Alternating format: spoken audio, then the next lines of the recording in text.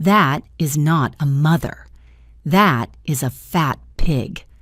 Those words came out of her mouth in the middle of the banquet hall, right in front of 300 guests, in front of her family, in front of mine, in front of everyone.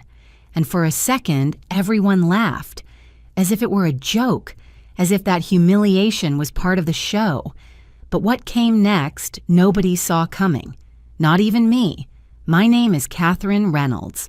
I am 60 years old. And this is the story of how the day that was supposed to be the happiest for my son turned into the day we learned who we really were and who would never be part of our family. It all started 8 months earlier. My son Michael met Tamara at an art gallery downtown. He came home that night with a light in his eyes that I had not seen in years. Mom, I met someone special. I was making dinner. I stopped. I wiped my hands on my apron and smiled. What is her name? Tamara. She is an interior designer. Mom, she is incredible.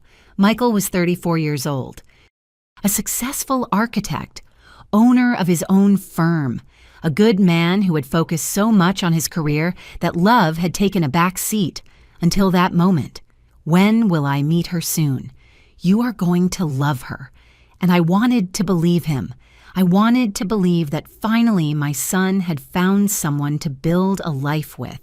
But there are things a mother feels, intuitions that have no logical explanation. And from the first moment I heard that name, something inside me tensed up. I met Tamara 2 weeks later. Michael brought her to dinner on a Sunday. She arrived with a bouquet of calla lilies, my favorite flowers. Michael must have told her, and a smile that was perfect, too perfect. Mrs. Reynolds, it is an honor to meet you. Michael has told me so much about you. She was beautiful. Wavy brown hair, green eyes, impeccable white dress, perfect makeup. Everything about her was calculated. The honor is mine, Tamara. Please come in. Dinner went normally. She asked me questions. She flattered me. She helped me serve. She said all the right things at all the right moments. This roast is delicious, Mrs. Reynolds. Would you teach me the recipe? Your house is beautiful. You can tell the love with which you care for it. Michael is so lucky to have a mother like you.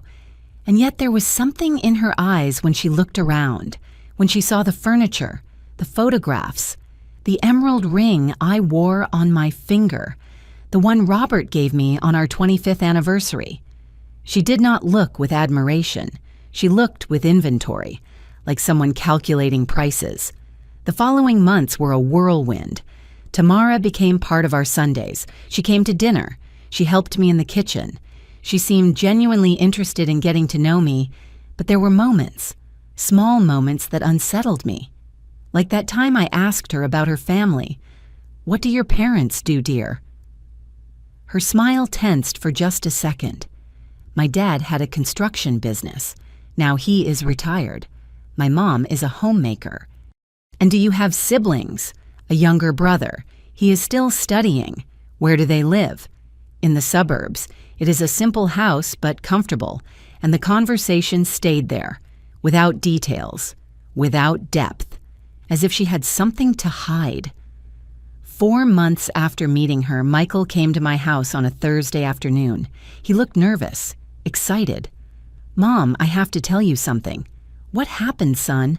I asked Tamara to marry me. She said yes. My heart stopped for a second. So soon, Mom, I am 34 years old. I know what I want. I know son. It is just that 4 months is a short time to know someone. It is enough when you know she is the one. I wanted to tell him so many things. I wanted to warn him. I wanted to scream at him. Something is not right, but I could not. Because he was my son. Because he was happy. Because I did not want to be that mother who ruins her son's dreams over unfounded fears. So I smiled. If you are happy, I am happy. He hugged me. Thanks, Mom. I knew you would understand. But inside, I felt a huge weight on my chest. The wedding preparations began immediately, and that was where I started to see the cracks. Tamara wanted everything big, everything expensive, everything perfect. The wedding will be at the Grand Manor Estate, 300 guests, live orchestra, 7-course dinner. I listened, I nodded, but inside, I calculated. That cost a fortune, more than Michael could pay without going into debt. Honey, is your family going to help with the expenses? She left the coffee cup on the table. Her smile froze. My family does not have many resources, Mrs. Reynolds, but Michael insists on it being an unforgettable wedding. I understand. I just worry about my son going into debt. Do not worry. Everything is under control. But her tone said, do not meddle in what does not concern you. 1 month before the wedding, I received a call from the bank. Mrs. Catherine Reynolds, yes. Who is speaking? I am calling from First National Bank. Your name appears as a guarantor on a business credit application. The world stopped. Excuse me, I have not signed anything. I understand. It is likely there is an error. I recommend you come to the branch. I went the next day.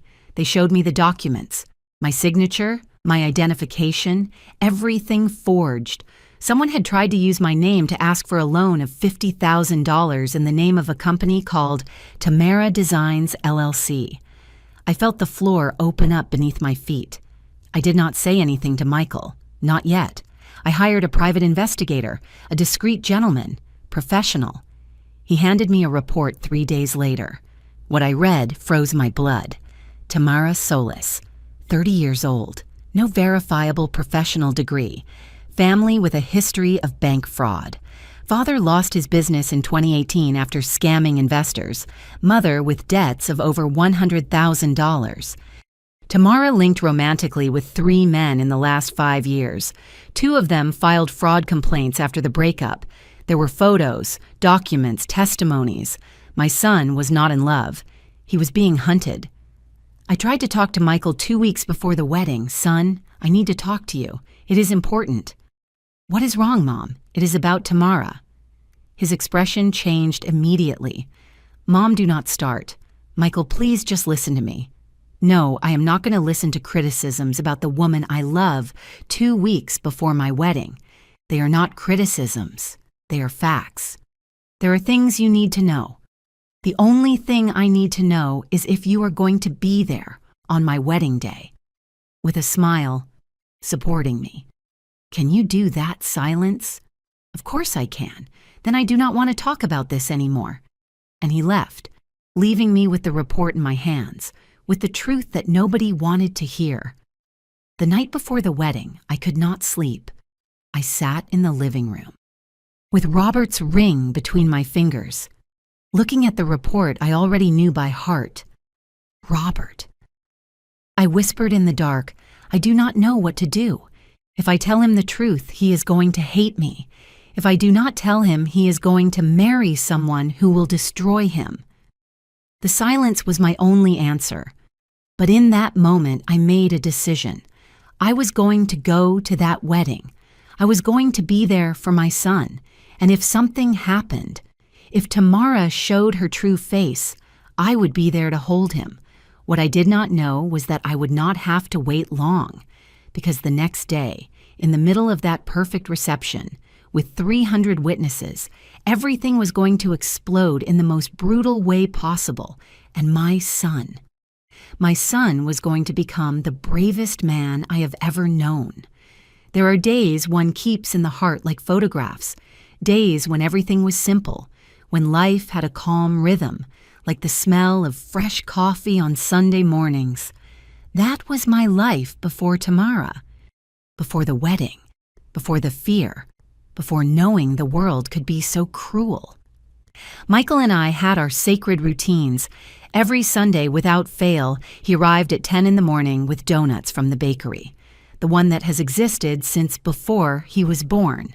Mom, I brought your favorites, he would say, leaving the paper bag on the kitchen table, glazed donuts, apple fritters, cinnamon rolls that filled the house with their aroma. I prepared fresh brewed coffee. with a cinnamon stick, just like my grandmother taught me when I was a girl. The secret was in the time, letting it brew slowly, without rushing, so that all the flavors mixed. We sat in the garden, under the oak tree that Robert planted when we bought this house 30 years ago, a small sapling then. Now it is a huge tree that shades almost the entire patio. We talked about everything, about his architectural projects, about my friends from the book club, about the neighbor who always parked his car blocking the driveway, about the lady on the corner who fed 20 stray cats. Sometimes we did not talk about anything. We were just there, in that comfortable silence that only exists between people who love each other unconditionally. Those Sundays were my anchor, my certainty that although Robert was no longer here, I was not alone. Michael was born when I was 26. It was a complicated pregnancy. I spent the last 6 months on absolute bed rest. Robert stopped traveling for work. He turned down important projects just to stay with me. I am not going to lose you or him. He told me every night, caressing my belly while I cried out of frustration from not being able to do anything but lie down. When Michael was finally born after 18 hours of labor, Robert cried like a child. He is perfect, Catherine. He is perfect. And he was. 10 fingers on his hands, 10 fingers on his feet, huge dark brown eyes, a strong cry that filled the delivery room with life. Robert held him with as much care as if he were made of fine crystal. He sang him a song his grandfather sang to him, and from that moment, they were inseparable. Michael grew up being a quiet child. He was not one to make noisy mischief. He did not break things. He did not fight with other children. He was observant, curious, the kind who stared at ants in the garden for hours trying to understand where they were going and why they always followed the same path. "Mom, do you think ants have family?" He asked me once with those huge eyes full of wonder. "Of course, my love, and they take care of each other, like us." He nodded satisfied and continued watching them with a concentration I admired. Robert always said Michael was going to be an architect. "This boy has an eye for space," he said proudly, showing any visitor the drawings our son made on sheets of paper that I kept religiously in a wooden box. Houses with gardens, buildings with huge windows, whole cities with perfectly traced streets. And Robert was right. Michael studied architecture at the State University. He graduated with honors. He worked at important firms for 5 years, learning from the best. And at 30 years old, he opened his own firm. "Mom, I signed the lease for the office. It is official. Reynolds Architects." I cried with happiness that day. Robert would have been so proud. When Robert died 8 years ago, I felt my life split in two. It was a massive heart attack, sudden. On a Tuesday morning, while we were eating breakfast together in the kitchen, he put his hand to his chest. He looked at me with those eyes that had seen me fall in love, get married, have a child, grow old by his side. "Catherine," he whispered, and he collapsed. I called the ambulance. I screamed. I cried. I gave him mouth to mouth while I waited for the paramedics to arrive. But it was too late. 40 years of marriage ended in an instant. The first months after his death were the darkest of my life. I do not know how I survived. I think I did not really. I think I just floated, like a ghost in my own house, surrounded by his things, by his absence, by his scent that was still on his pillow. It was Michael who saved me. He moved in with me for 3 months. He left his apartment, his life, his routine. He slept in his old room. He made me breakfast even though I did not want to eat. He forced me to go out for a walk even though I only wanted to stay in bed. "Mom, Dad would not want to see you like this. I do not know how to live without him, son. You do not have to know right now. You just have to breathe. One day at a time. I am going to help you." And he did. With infinite patience, with unconditional love, with that tenderness that only a son who deeply loves his mother can have. Little by little, the pain became less sharp, less constant, less unbearable.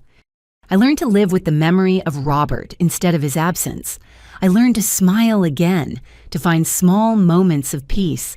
I went back to the book club I had abandoned. I resumed my watercolor painting classes. I started taking care of the garden again, talking to the plants like Robert used to do, and Michael went back to his apartment.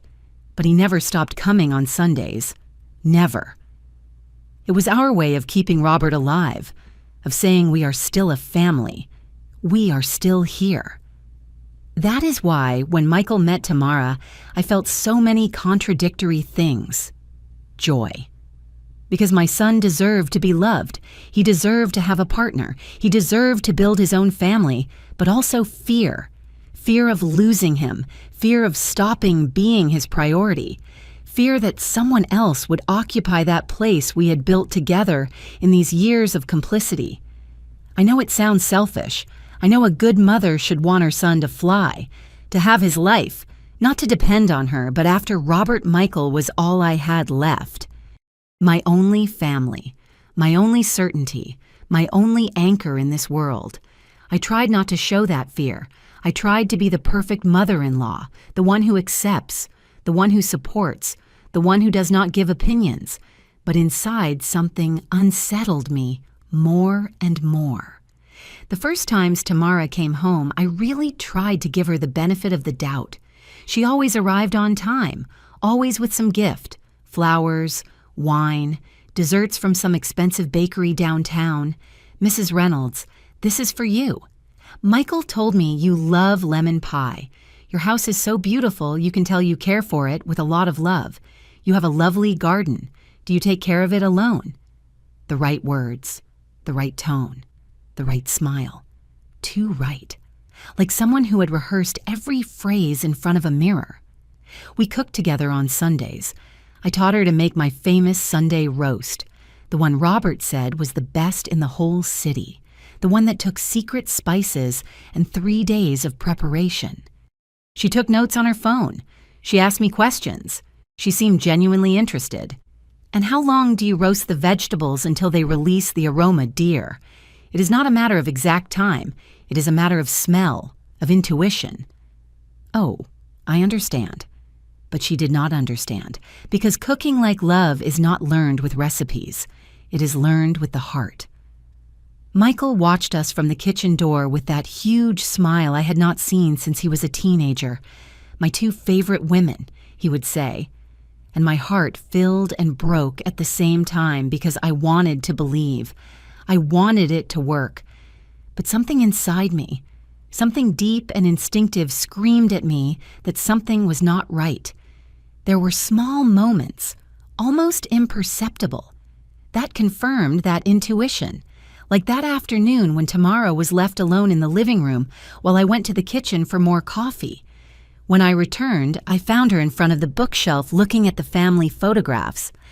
There was nothing wrong with that. Any curious person would do the same. But the way she looked at them was not with affection. It was not with innocent curiosity. It was with calculation, as if she were taking inventory, evaluating, putting a price on each thing. "Everything okay, dear?" I asked, leaving the coffee pot on the table. She turned immediately with that perfect smile. "Yes, Mrs. Reynolds, I was just admiring your photos. You have a beautiful family." "Thank you. And yours, I would like to meet your parents." Her smile tensed. "Just a second." Almost imperceptible. "My family is small. We are very close, but we are private. We do not like socializing much, I understand. But surely they will want to meet Michael more formally. Right, of course. Soon, when the moment is right." But that moment never came. There was always an excuse. Her father was sick. Her mother was busy. Her brother had exams. As if keeping the families separated was part of a plan. Another time having dinner, the three of us at my house, Tamara mentioned a trip she wanted to take. "Michael, we should go to Europe for the honeymoon. Paris, Rome, Barcelona. It would be incredible." I saw my son's expression. Uncomfortable. "Love, we already talked about that. I do not have the budget for that right now. I thought we were going to the lake house."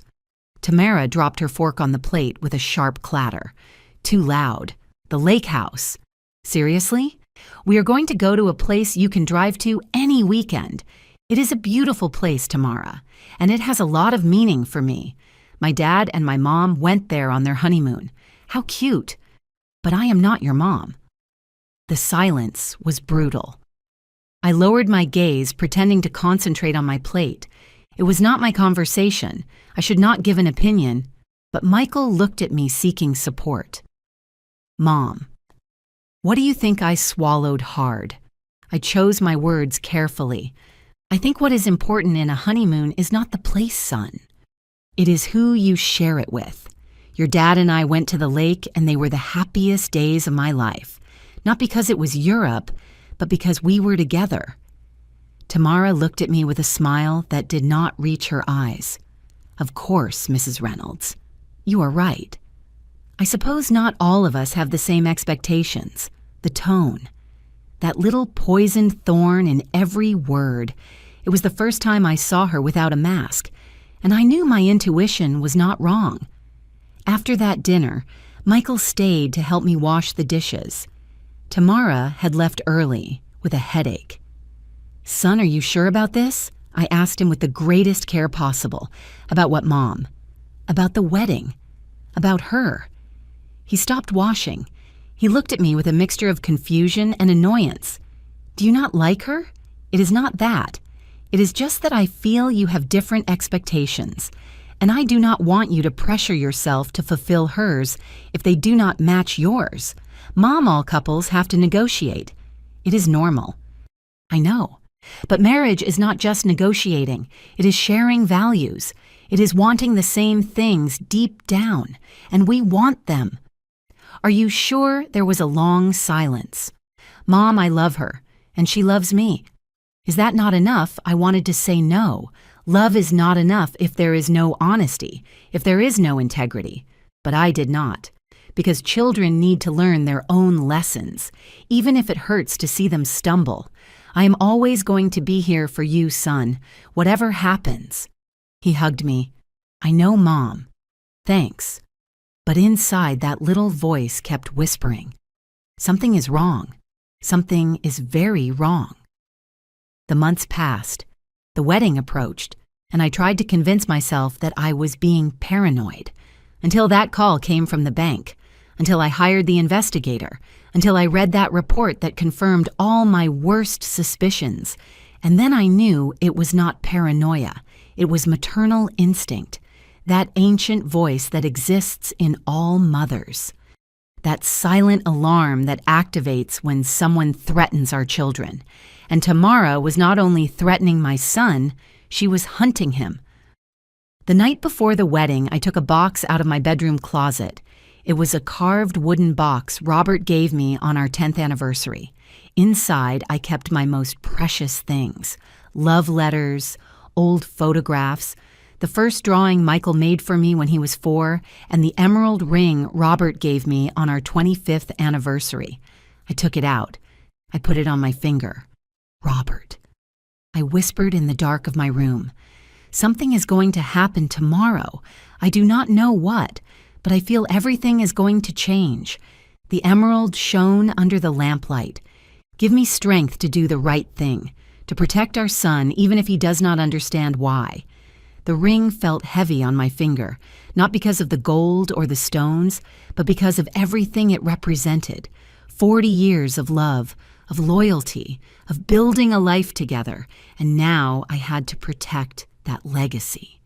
Even if that meant facing the worst nightmare of any mother, watching your son marry the wrong person, and not being able to do anything to stop it. Or maybe I could do something. Maybe life was preparing me for a moment that had not yet arrived. A moment where I would have to choose between peace and truth. And I was always going to choose the truth, no matter the cost. The wedding day dawned with a clear sky, one of those perfect May days when the air still has the freshness of the early morning, and the sun illuminates everything with that golden light that makes even sad things seem beautiful. I woke up at 6 in the morning, not because I wanted to, but because I could not sleep more than 3 hours all night. Robert's ring was still on my finger. I had not taken it off since the night before. I needed it there like a talisman, like a promise that everything was going to turn out well, or at least that I was going to have the strength to face whatever came. I bathed slowly, let the hot water relax my tense muscles. I tried to empty my mind of all the dark thoughts that had haunted me for weeks. Maybe I am wrong. Maybe the report is wrong. Maybe Tamara really loves him. But I knew I was lying to myself.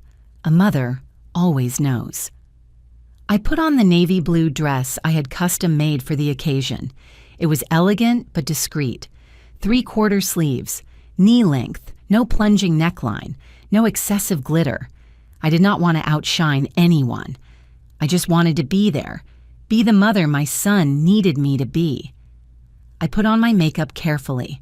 A little blush on the cheeks, black mascara, peach lipstick. Nothing exaggerated.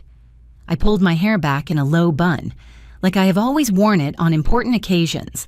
Some strands of gray mixed with dark brown. I did not bother to dye them. At my 60 years, gray hairs are medals of honor. When I saw myself in the mirror, I saw a woman trying to look calm, but my eyes betrayed me. I was afraid, and I did not know exactly of what. The religious ceremony would be at 4 in the afternoon at St. Augustine's Church, a beautiful 18th century church in the heart of the city. High ceilings with religious frescoes, stained glass windows that painted the floor with colors when the sun entered, carved wooden pews that had seen thousands of weddings, baptisms, funerals. Robert and I got married there 40 years ago, and now my son would get married at the same altar where I swore to love, honor, and respect the man of my life until death did us part. A circle closing, or maybe breaking. I arrived at the church at 2 in the afternoon. Too early, I know, but I needed that time, that space to breathe before everything started. The flowers were already placed, huge arrangements of white roses, lilies, gardenias, orchids, everything impeccable, everything expensive, everything chosen by Tamara with that precision that I now recognized as calculating. I sat in one of the back pews looking at the empty altar. I closed my eyes. I tried to pray, but the words did not come. There was only a knot in my throat, a weight in my chest, a growing certainty that something was going to go wrong. "Ma'am." I opened my eyes. An older woman was standing next to me. I did not know her. "Yes, are you coming to the wedding? I am the groom's mother." Her face lit up with a smile. "What a blessing, you must be very excited." I forced a smile. "Yes, very excited. Children are our greatest joy, right, although also our greatest pain." I looked at her surprised by the honesty of her words. "Do you have children?" "3. 2 men and a woman, all married now. And believe me, ma'am, every wedding was a hell of nerves. You never know if they chose well until it is too late." "And did they choose well?" She laughed sadly. 2 out of 3. Not bad, right? I did not know what to answer. She said goodbye with a pat on my shoulder and went to find her seat. And I stayed there thinking about her words. You never know if they chose well until it is too late. Was it already too late for Michael? At 3:30, the church began to fill up. I recognized many guests. Cousins of Michael I had not seen for years, friends from college, colleagues from his firm, neighbors from the old neighborhood, all well-dressed, all smiling, all oblivious to the storm I felt inside. And then they arrived. Tamara's parents. Ernest Solis was a man of about 65 years, thin to the point of looking sick. Completely white hair, dark suit that had seen better days, tie poorly knotted. He walked with his head down, with slumped shoulders, with the posture of someone who has been defeated by life and no longer has the strength to pretend otherwise. Brenda Solis, his wife, was the complete opposite, a woman of about 60, dyed platinum blonde hair, excessive makeup, blue eyeshadow, orange blush, bright red lips, false eyelashes, long nails painted gold. She wore a gold dress, gold for a wedding, too tight, too short, too everything, jewelry on every finger, huge earrings that shone with every movement, a necklace of fake pearls that screamed, "I want you to think I am rich." She walked with her chin up, with a forced smile, with that attitude of someone desperate to impress. She saw me from afar and came straight towards me. "Catherine." She exclaimed as if we were friends for life. She hugged me with too much force, with too much familiarity. She smelled of cheap perfume and desperation. What a wonderful day. Our children finally united. A family. I tried to smile. Yes, an important day. Doesn't Tamara look radiant? We spent a fortune on that dress, but it is worth it. You only get married once, right? Or twice? Or 3 times. I thought, remembering the report. "Of course," I said without emotion. Brenda kept talking non-stop about the dress that cost $10,000, about the flowers she ordered from out of state, about the photographer who was the best in the city, about the honeymoon they should have in Europe because the lake is for poor people. Every word was a knife, not because it was offensive, but because it was revealing. This woman was not celebrating her daughter's love. She was celebrating the investment she had made, the product she had successfully placed on the market, and that product was Michael, my son. "Well, Catherine, see you at the reception. Ernest and I are going to sit in the front. As parents of the bride, it corresponds to us to be in the first row, right?" She walked away, strutting, leaving a trail of cheap perfume and falseness.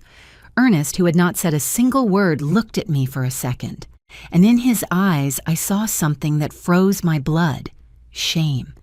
He knew what his family was doing, and he did not have the courage to stop it. At 4 o'clock sharp, the ceremony began. The wedding march filled the church. Everyone stood up.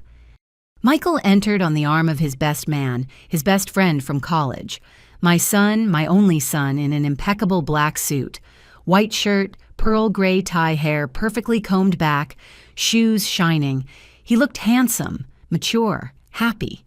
He walked down the center aisle with sure steps, nodding to the guests, smiling. When he passed by me, our gazes crossed, and for a second, only for a second, I saw something in his eyes. Doubt, fear. Uncertainty. I do not know, but it was there. And then it disappeared. He continued walking to the altar. He stood in his place. He waited. The music changed. The traditional Wagner wedding march. And Tamara entered. I have to admit something, even if it hurts. She was beautiful. Her dress was a dream of French lace tight corset, with beadwork wide skirt, with a 10-foot train cathedral veil covering her face, and dragging on the floor hair loose in perfect waves, magazine makeup bouquet of white roses and peonies. She walked on the arm of her father, who looked about to cry, but they were not tears of emotion. They were tears of guilt. The guests whispered in admiration. The women looked at her with envy. The men with admiration. Nobody saw what I saw. Nobody noticed that her eyes did not look at Michael with love. They looked at him with triumph. Like a hunter who has just caught his prey. Like someone who has just won a prize. Like a woman who knew exactly what she had just achieved. She reached the altar. Ernest handed her hand to Michael. "Take care of her," he told him with a broken voice. Michael nodded without understanding the true meaning of those words. The priest began the ceremony.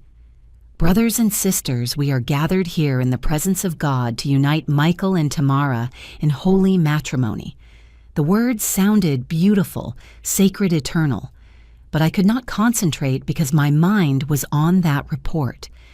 2 fraud complaints family in bankruptcy pattern of relationships with wealthy men. If anyone has a reason why this marriage should not take place, speak now or forever hold your peace. The silence was absolute. Everyone waited. Nobody was going to speak, of course. That phrase is just an old formality, but I felt an almost irresistible impulse to stand up, to scream. Yes, I have a reason. This woman is a lie. She is using him. She is hunting my son.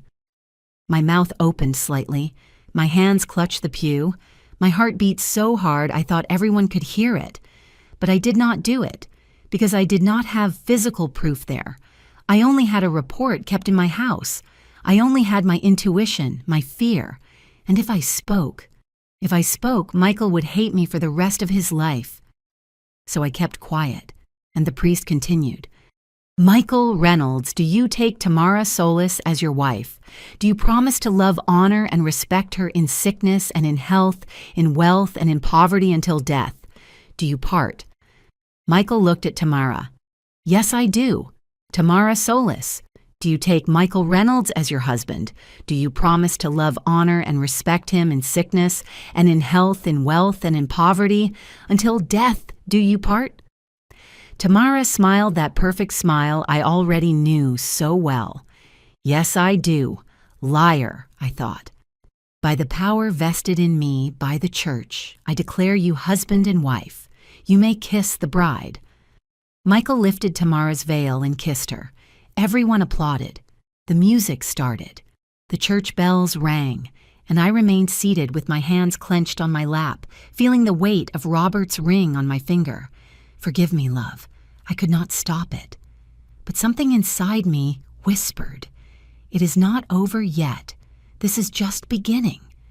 The reception was at the Grand Manor Estate, a beautiful colonial place with huge gardens, full of jacaranda trees, stone fountains, corridors with stone arches, the kind of place that appears in luxury wedding magazines, the kind of place that costs a fortune. We arrived in a caravan from the church, a procession of cars honking, celebrating as if this were really a happy day.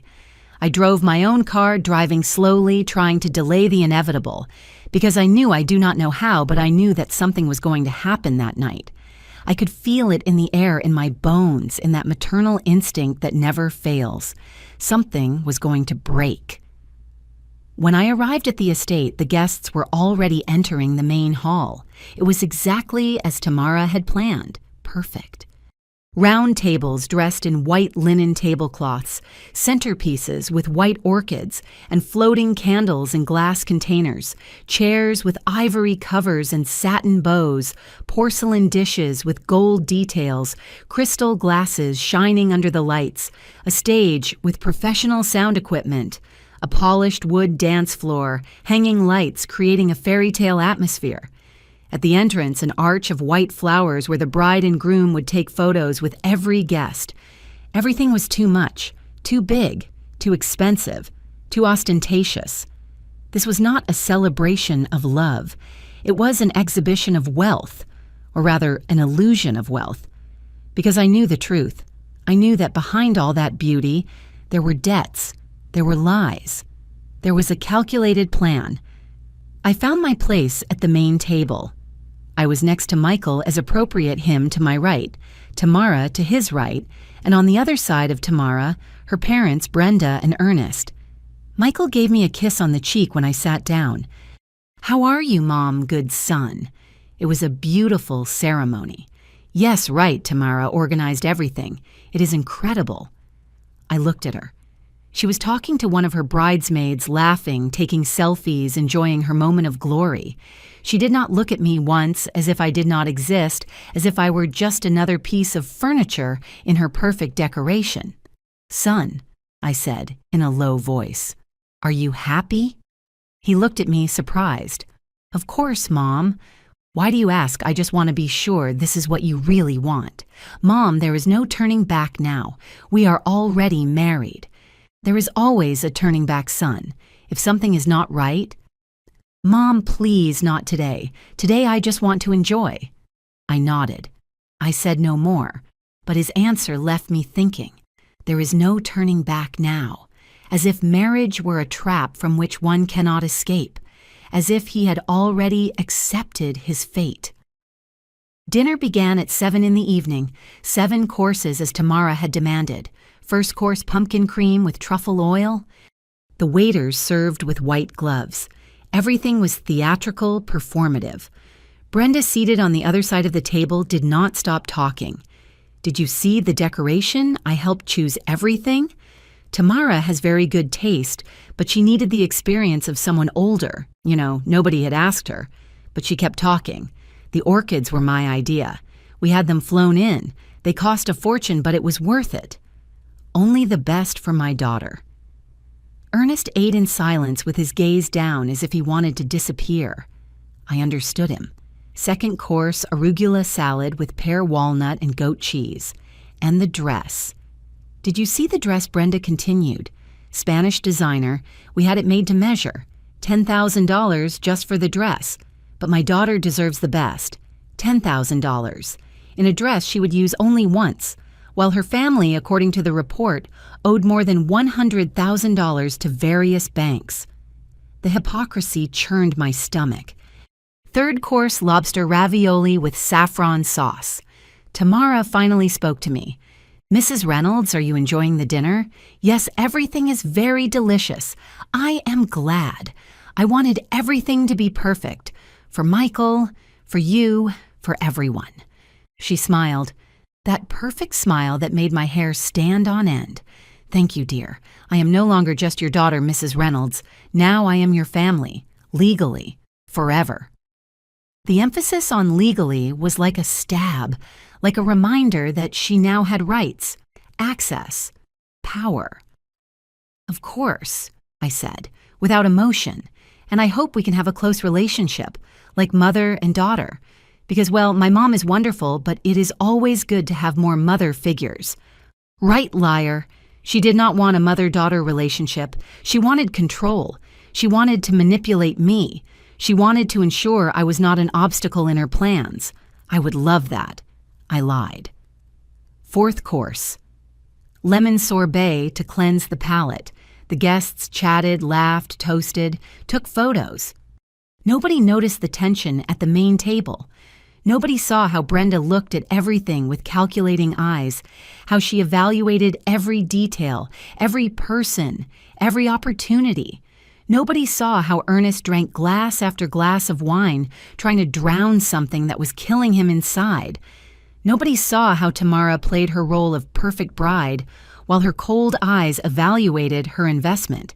And nobody saw how I squeezed Robert's ring on my finger, asking for strength to survive that night. Fifth course, beef Wellington with truffled mashed potatoes and asparagus. Between the fourth and fifth course, Brenda approached me. Catherine, dear, can we talk for a moment? Alone. I did not want to, but I could not refuse without making a scene. Sure. She led me to a corner of the garden away from the guests under a jacaranda tree whose violet flowers covered the ground. I want to talk to you about something important. She began with a false seriousness. What is it about your house? My heart skipped a beat. My house. Yes, your house in the city. It is beautiful big with a garden perfect for a family, and you are there alone, right? All that house just for you. It must be very lonely, very difficult to maintain. It is not difficult, and I do not feel lonely. Of course, of course. But think about it, Catherine. Michael and Tamara are going to need a bigger house when they have children.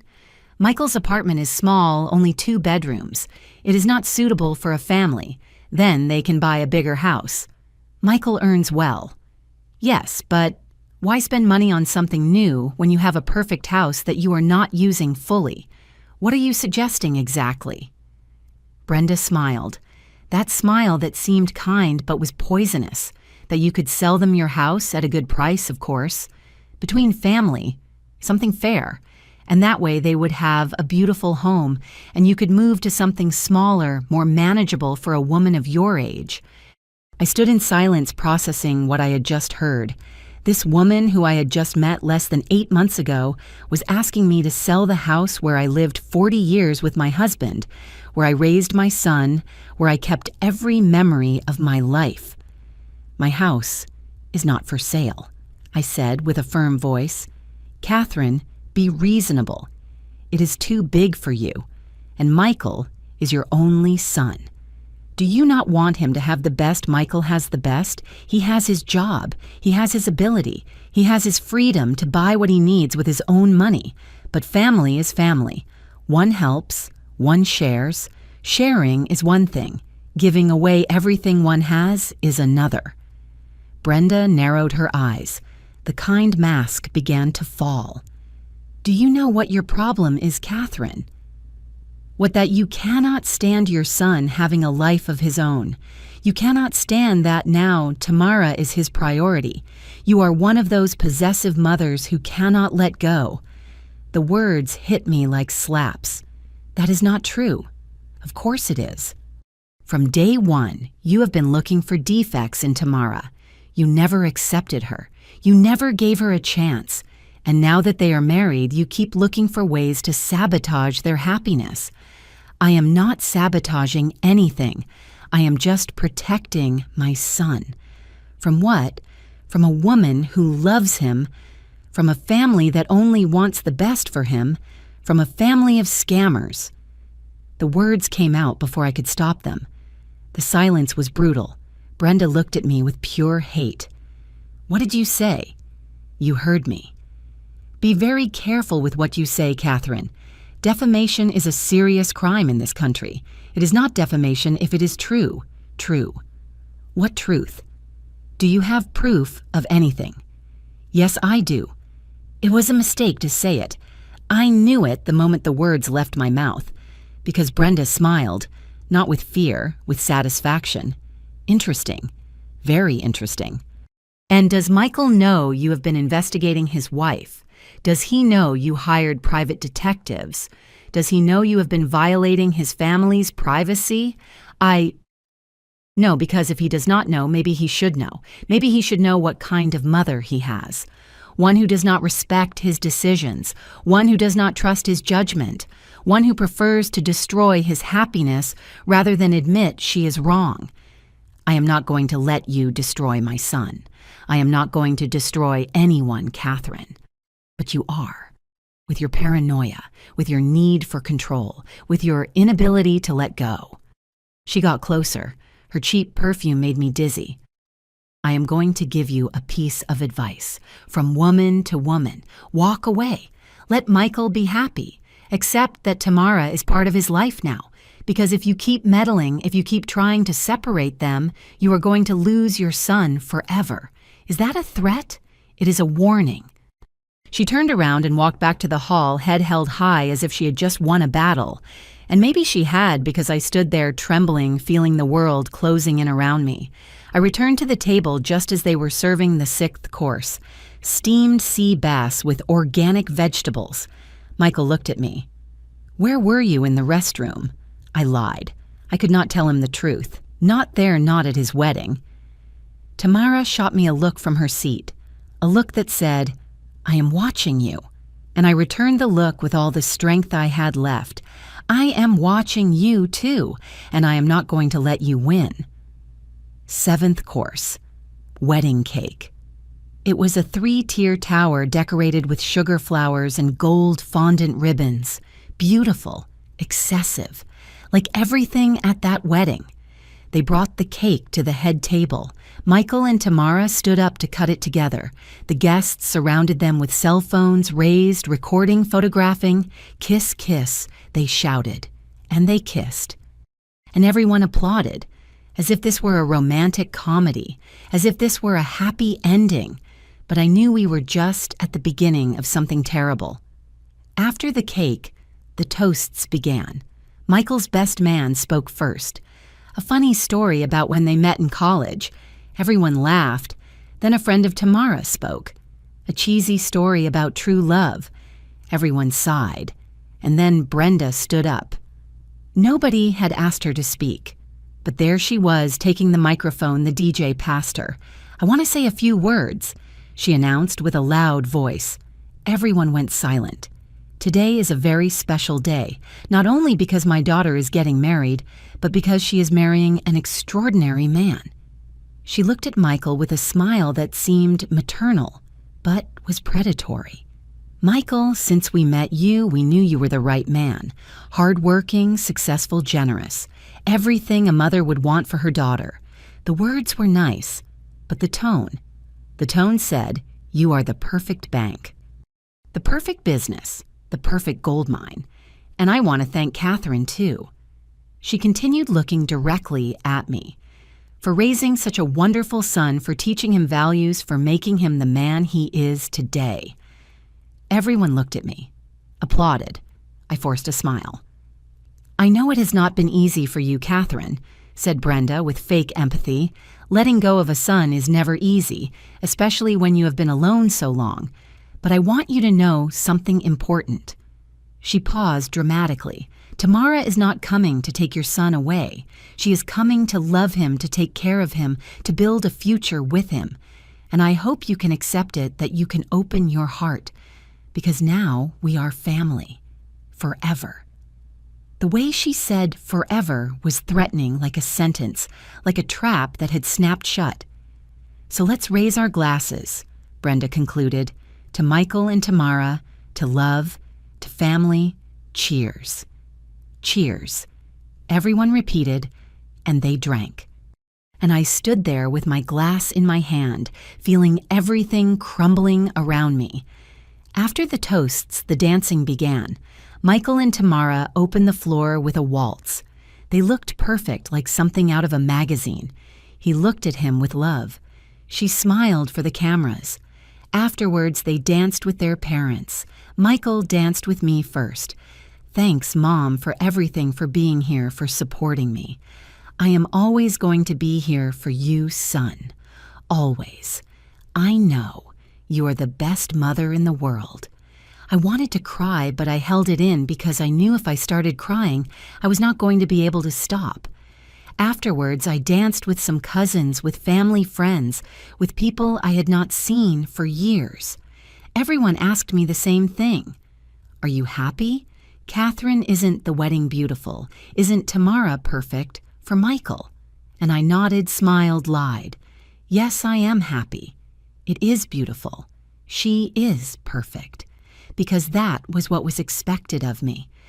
To be the accommodating mother, the grateful mother-in-law, the woman who does not make waves. But inside, I was dying. At 10 at night, my feet hurt, my head hurt, my heart hurt.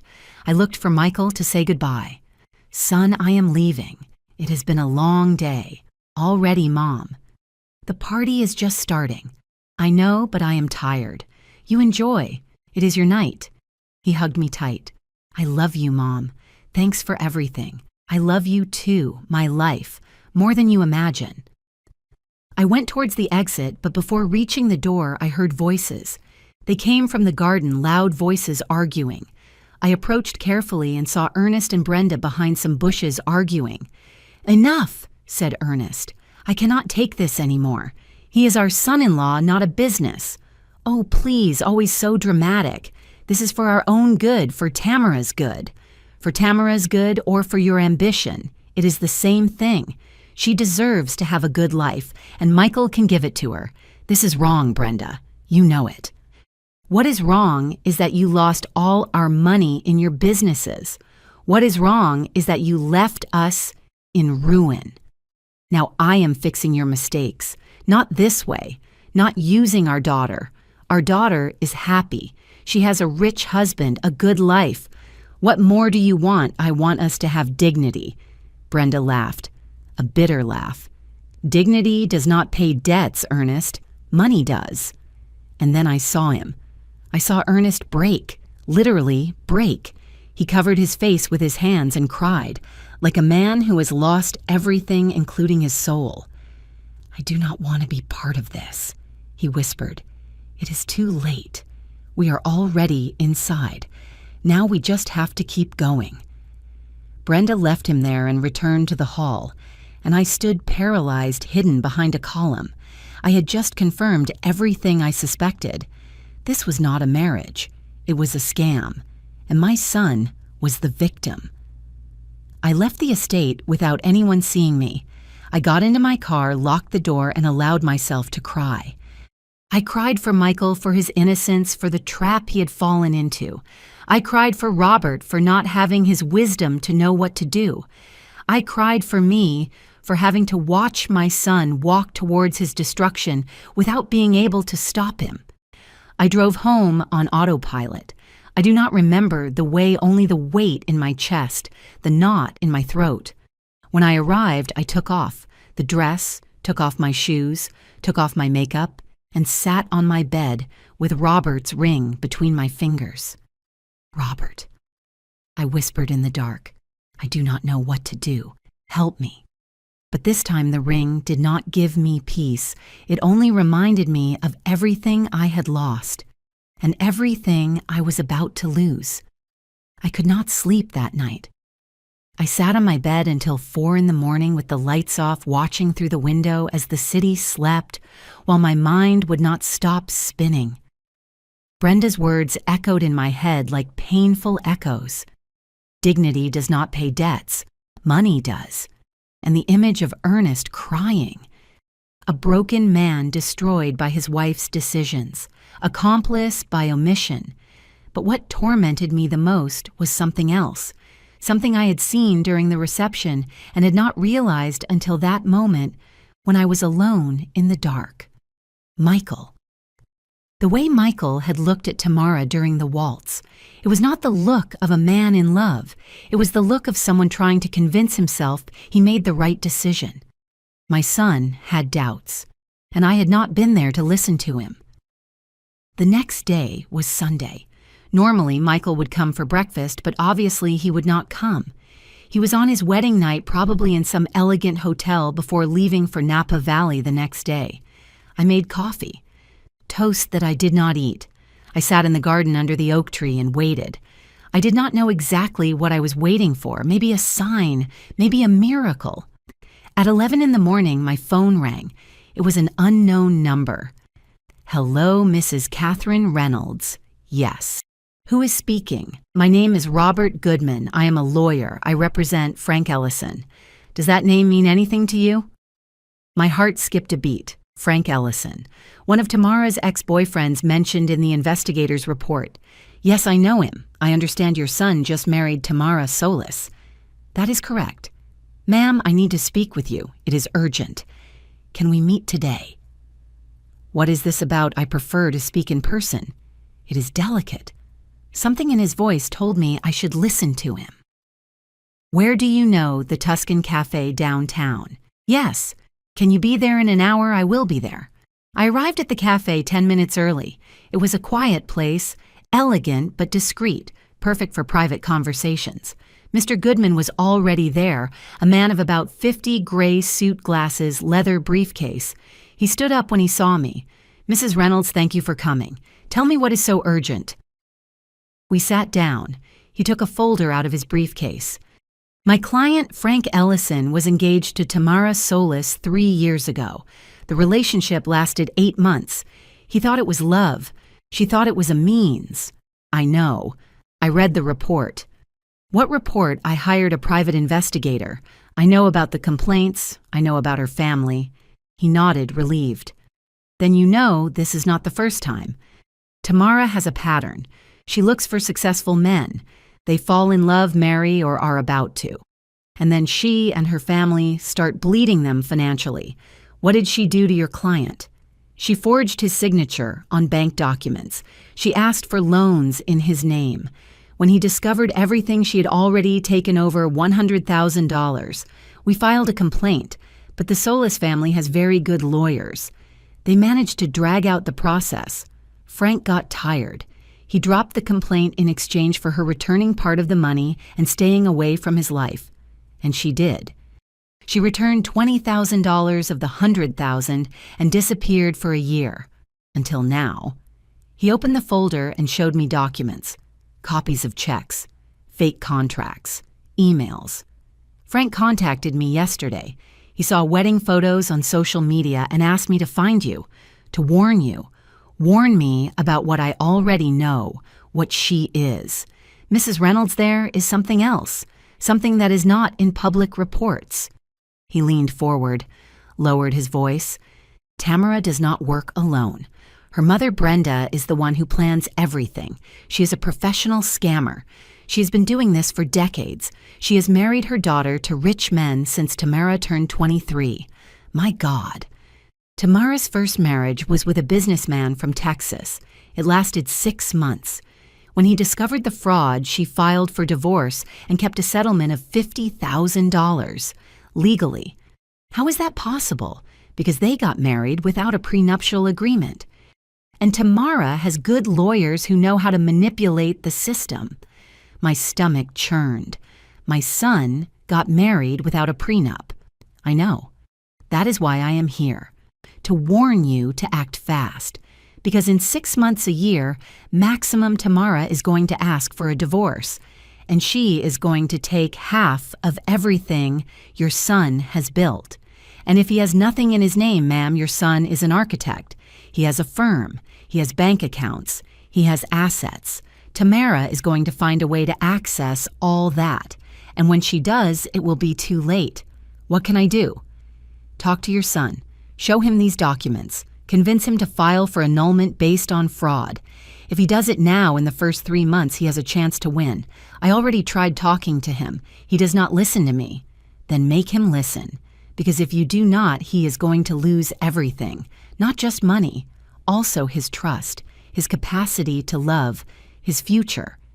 I left the cafe with the folder in my hands, trembling, feeling how everything I suspected was confirmed in the worst way possible. This was not just a scam, it was a system, a business, a criminal operation disguised as love, and my son was the next victim. I got into my car. I dialed Michael's number. Voicemail. I dialed again. Voicemail. I sent him a message. Son, I need to see you. It is urgent. Please call me. I waited 5 minutes, 10, 20, nothing. I called the hotel where I knew he was staying, the Marriott downtown. Room of Michael Reynolds, please. 1 moment. I am sorry, ma'am. Mr. Reynolds left instructions not to put calls through. I am his mother. It is an emergency. I am sorry. I cannot make exceptions. I hung up, frustrated.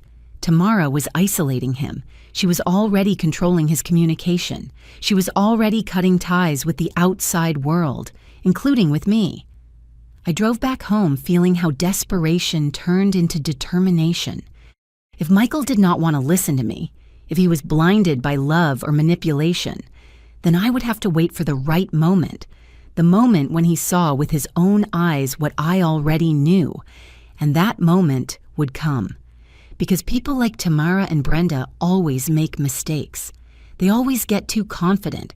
They always show their true face when they think they have already won. And when that moment came, I would be there, with the evidence, with the truth, with open arms to pick up the pieces of my son. 2 days passed. Michael and Tamara left for Napa Valley for their honeymoon. He sent me a message. Mom, we are already in Napa. Everything is beautiful. I will send photos later. Love you, I replied. Enjoy, son. Take care. I love you. But inside, I felt a huge void, because I knew that when he returned from that honeymoon, everything was going to be different. Tamara would no longer have to pretend so much. She would have already secured her place. And the real hell would just begin. The 3rd day after the wedding, Tuesday afternoon, I received an unexpected visit. Ernest Solis, Tamara's father, knocked on my door timidly, as if he did not want to be there. Mrs. Reynolds excused the intrusion. Can we talk? I looked at him with suspicion. About what, please? It is important. Something in his eyes, that shame, that pain, made me give in. Come in. We sat in the living room. I served him water. He did not touch it.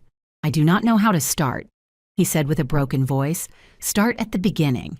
My wife Brenda is not a bad person, or she was not, but we lost everything 6 years ago. My business went bankrupt. We got into debt.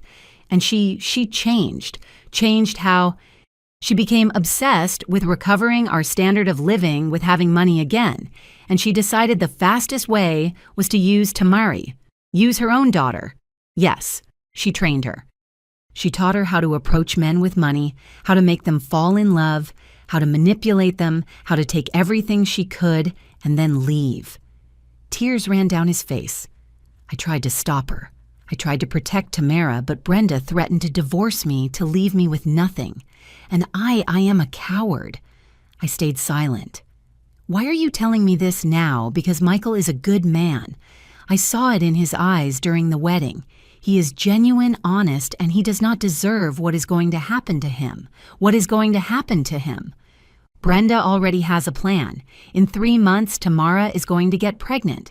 She will use that pregnancy to ask for money to secure her position, and when she has taken enough, she is going to lose the baby accidentally and ask for a divorce. I was breathless. Fake pregnancy. Yes. She has done it before with the first husband. It works because men feel obligated to provide, to care, to give everything. This is monstrous. I know. That is why I am here to warn you, to give you time to protect your son. And you. What are you going to do? I am going to divorce Brenda. I already hired a lawyer. I already made my decision. I cannot continue being an accomplice to this. I prefer to be left with nothing than to continue selling my soul. I looked at him with respect for the first time. Thank you for coming.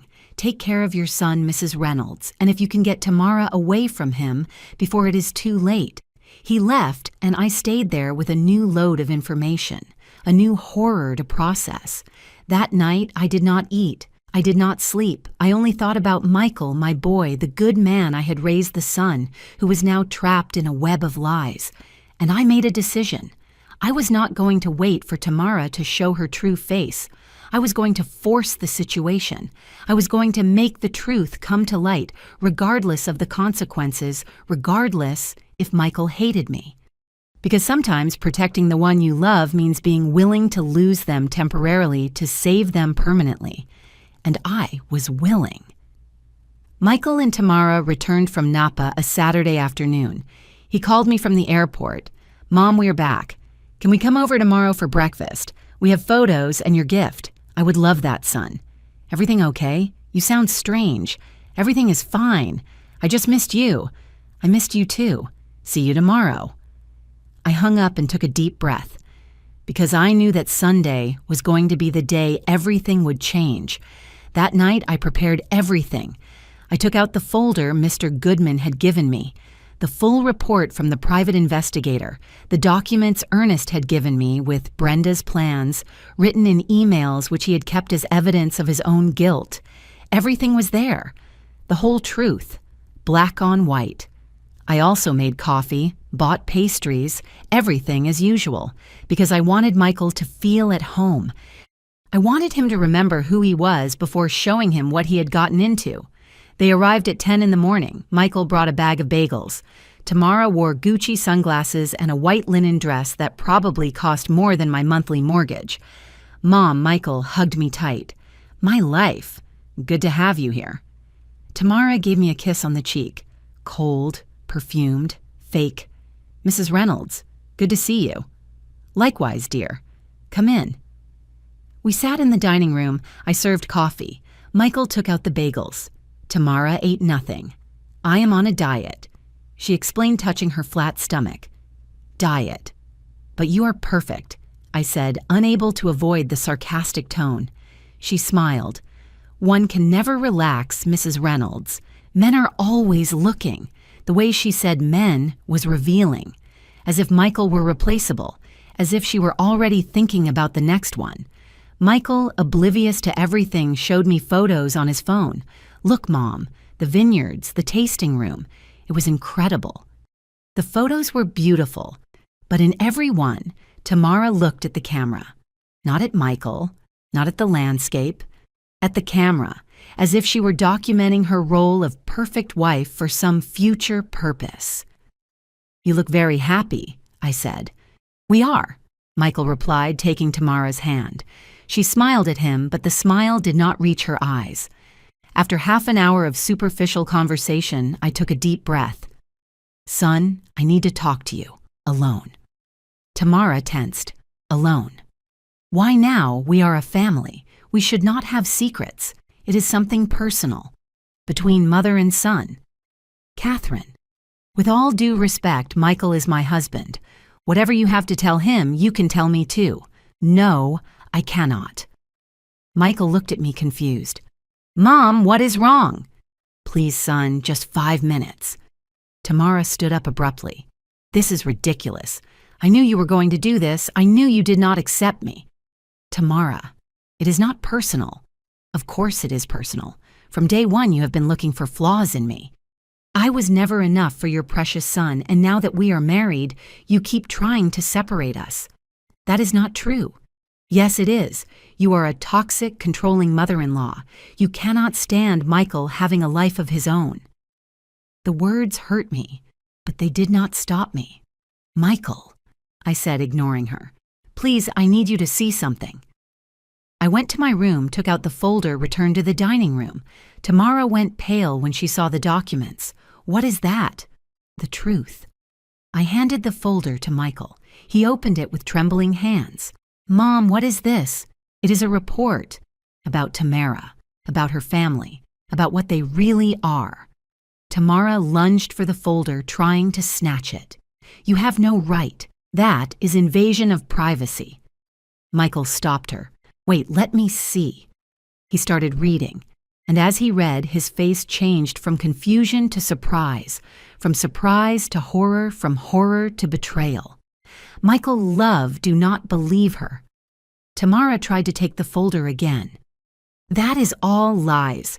Your mother is crazy. She hired detectives to spy on me. She is obsessive." But Michael kept reading. The fraud complaints, the ex-boyfriends, the first marriage, Brenda's emails planning the fake pregnancy. Everything. "Is this true?" he asked with a broken voice. "No, it is all fake. Fabricated." "Tamara, look me in the eye and tell me this is fake." She looked at him and tried to lie. "It is fake. Everything is fake." "Then explain this to me." Michael took out a specific sheet. "This email from your mother dated 2 weeks ago. It says, 'In 3 months announce the pregnancy. We wait another 3 and then ask for divorce with settlement. Michael is going to pay because he is naive.'" Silence. Tamara opened her mouth, closed it, opened it again. That is taken out of context. "What context can this have, Michael, please?" "Do you love me?" he asked suddenly. "What do you love me?" It is a simple question. Tamara hesitated. Just a second. But it was enough. "Of course I love you." "Liar," I said. She looked at me with pure hate. "Shut up. You do not know anything. I know everything. I know you married a businessman from Texas 4 years ago. I know you scammed him. I know your family is broke. I know you tried to use my identity to get a loan. I know this is not love. It is a business. Michael." Do not believe her. But Michael was no longer looking at her. He was looking at me. "When did you know all this before the wedding? And you did not tell me I tried. You did not want to listen." He closed his eyes, took a deep breath. "You are right. I did not want to listen." He stood up. "Tamara, leave." "What, leave my mother's house?" "Now." "Michael, you cannot." "Yes, I can. This is over. We are married. You cannot kick me out like this. Watch me." Tamara left my house in a fury, shouting threats, saying she was going to sue us both, that she was going to destroy us. When the door closed, Michael collapsed. He dropped onto the sofa, covered his face with his hands, and cried, like he had not cried since he was a child. I sat next to him. I hugged him. "I am sorry, son. I am sorry I did not insist. More. I am sorry I let you make this mistake. It is not your fault, Mom. It is mine. I was an idiot. You were not an idiot. You were human. You trusted who you should not have. How did I not see it? How did I not see the signs because you were in love? Or in love with the idea of being in love?" He looked up. "What do I do now? Now you fight. You protect what is yours, and you divorce. But we are married, without a prenup. The lawyer told me she has the right to half of everything.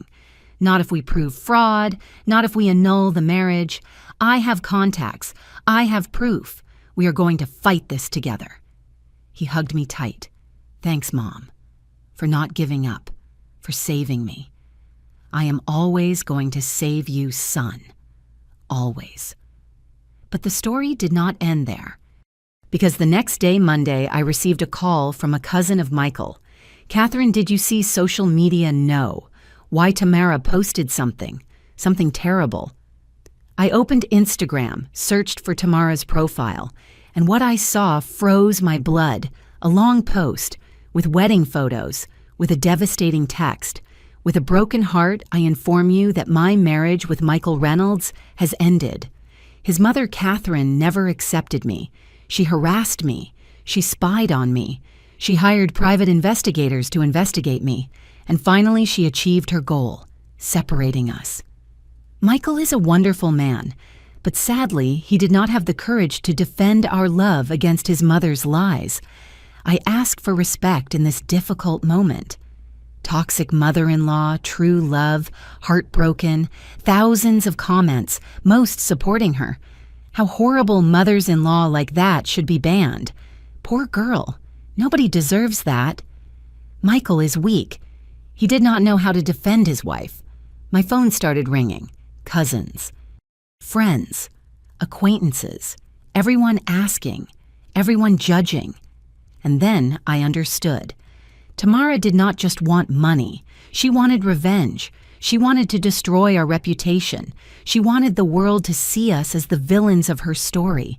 But I was not going to let her win. I called Mr. Goodman. "I need you to publish everything. The complaints, the documents, the proof. Are you sure that could become a media circus?" "I am sure. The truth has to come to light." And it did. In less than 24 hours, digital media outlets were already reporting the full story. Designer accused of scam in multiple marriages. Solis family has history of bank fraud. Young wife used marriage as lucrative business.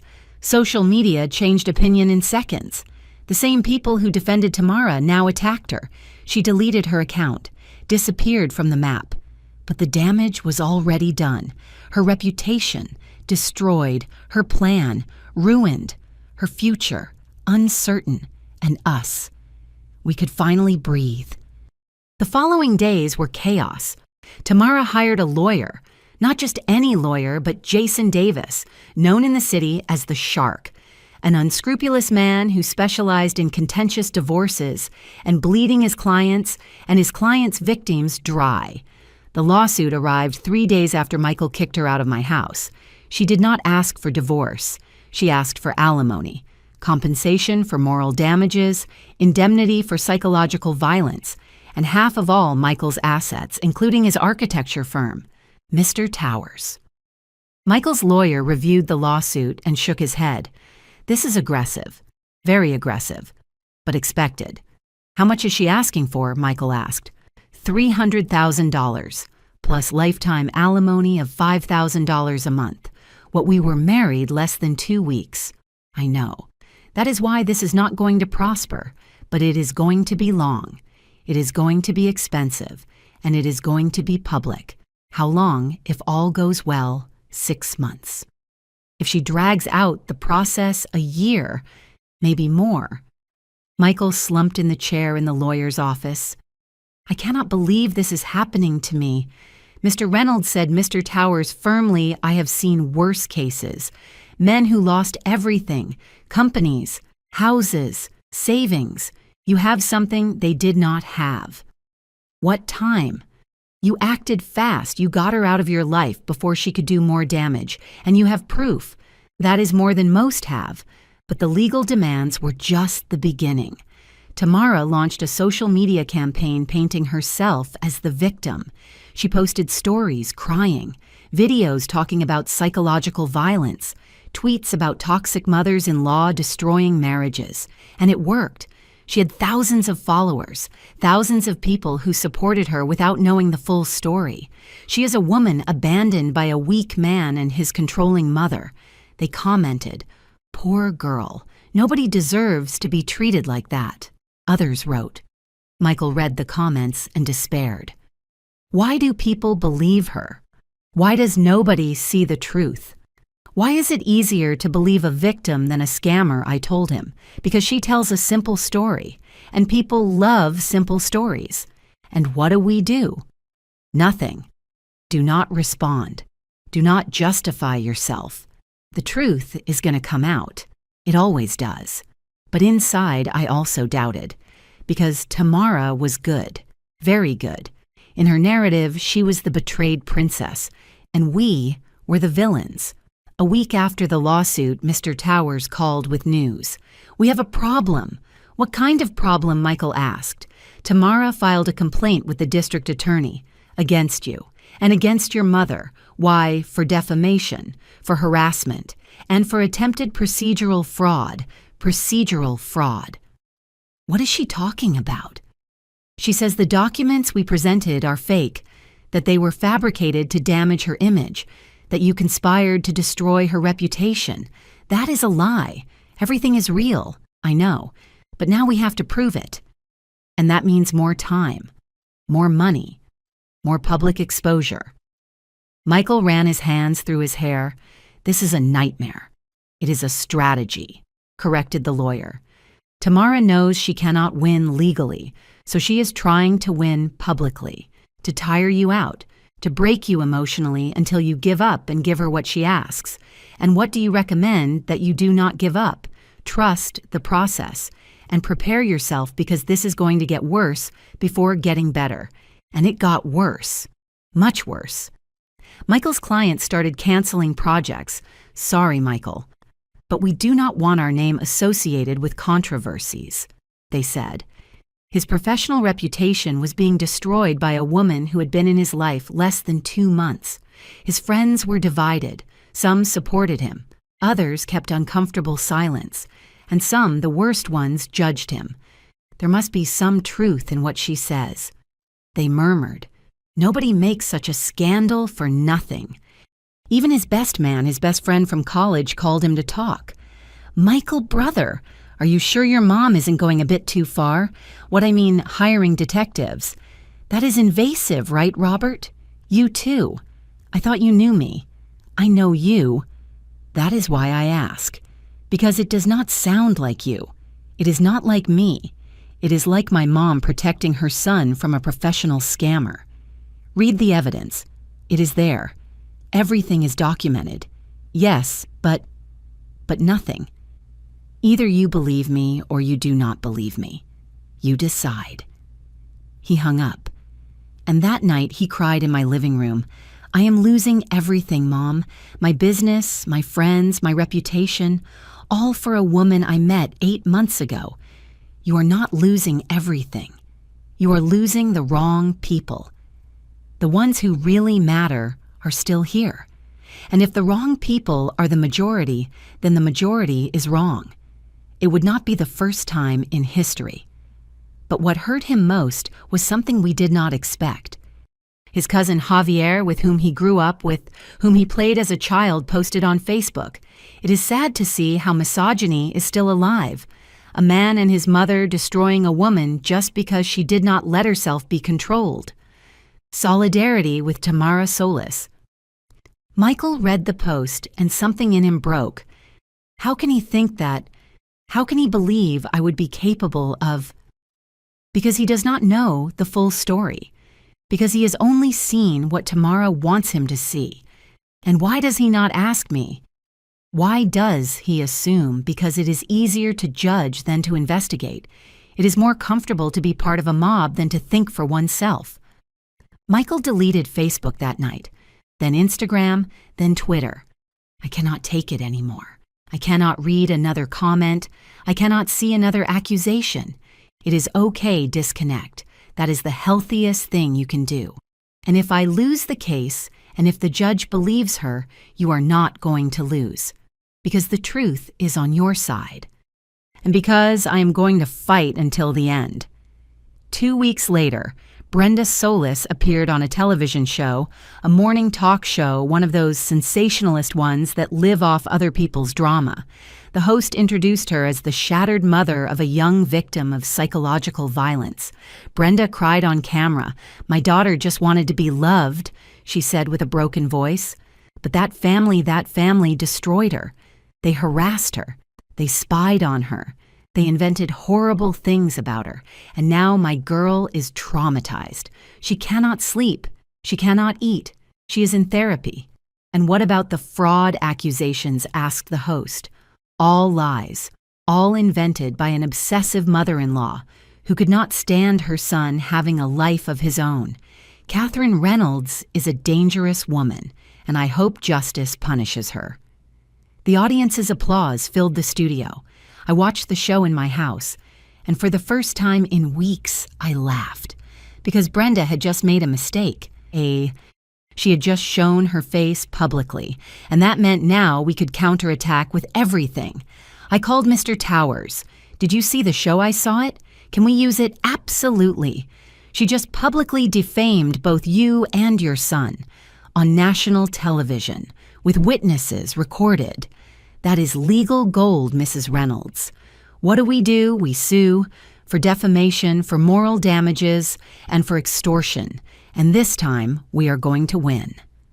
The countersuit was filed 3 days later, not only against Tamara, against Brenda Solis, against Ernest Solis, although he had already separated from the family and was cooperating with us, and against the lawyer Jason Davis for illegal practices. We attached everything: the private investigator's report, the testimonies of Frank Ellison and other ex-boyfriends, Brenda's emails planning the fraud, the recording of the conversation I heard at the wedding, the bank documents showing fraud attempts, and the jewel in the crown. A sworn statement from Ernest Solis confessing the entire family scheme and asking for legal protection in exchange for his testimony. The lawsuit leaked to the press and exploded. Solis family operated fraudulent marriage scheme for years. Mother of alleged victim planned extortion with fake pregnancy. Ex-husband exposes high society marriage scam network. The shows that had defended Tamara now apologized. The influencers who supported her deleted their posts, and Tamara disappeared. She deleted all her social media. She moved out of her house. Nobody knew where she was. But her lawyer kept fighting. Because for him, it was business. And as long as there was money involved, he would continue. The legal process lasted 6 months. 6 months of hearings, of depositions of experts, of witnesses. But in the end, we won. The judge declared the annulment of the marriage for fraud. Michael did not have to pay a single dollar. Tamara was sentenced to pay damages of $20,000. Brenda was sentenced for attempted fraud and extortion, 2 years in prison, and Jason Davis was suspended from legal practice for 6 months for unethical conduct. Justice. Finally, justice. When we left the courthouse that last day, Michael hugged me in the middle of the street. "It is over, Mom. It is finally over." "Yes, son, it is over. Thank you for not giving up, for fighting when I could not, for saving me. You are my son. It is what mothers do." We stood there hugging while the city kept moving around us, and for the first time in months, I felt peace. Not happiness, not complete relief, but peace. The peace of knowing we did the right thing, that we fought the battle, we had to fight, and we won. After the sentence, life should have returned to normal, but it did not, because legal battles are won in courtrooms. Emotional battles are fought much longer. Michael returned to his firm. He tried to resume projects, call clients, rebuild his professional reputation, but something in him had changed. He was no longer the confident man I knew. He no longer looked at people the same way. "How am I going to trust anyone again, Mom?" He asked me one afternoon, sitting in my garden, looking at the oak tree as if the answers were hidden in its branches. With time, with patience, and knowing that not all people are like Tamara. But how do I know she seemed perfect? Said all the right things, did everything right, and it was all a lie. Because now you know what to look for. Now you recognize the signs. And if I am wrong again, then you are wrong. But this time, you will be more careful. You will ask more questions. You will trust your intuition. And if my intuition is broken, I looked at him with tenderness. Your intuition is not broken, son. It was just silenced by something stronger. What thing? Loneliness, the desire to be loved, the hope of building something with someone. Those things are powerful, and sometimes they blind us. He nodded slowly. How did you know with Dad? How did you know he was the one? I smiled, remembering. Because he saw me. He really saw me. Not what I had not, what I could give him, but who I was. And he loved me for that, for the person I was not, for what I represented. Do you think I will ever find someone like that? Yes, when you are ready, when you have healed, when you can trust again, not in others, but in yourself. Months passed. Michael started therapy, something he never thought he would need. At first I felt weak, he confessed, as if going to therapy meant I was broken. But my therapist told me something that helped me. What did he tell you?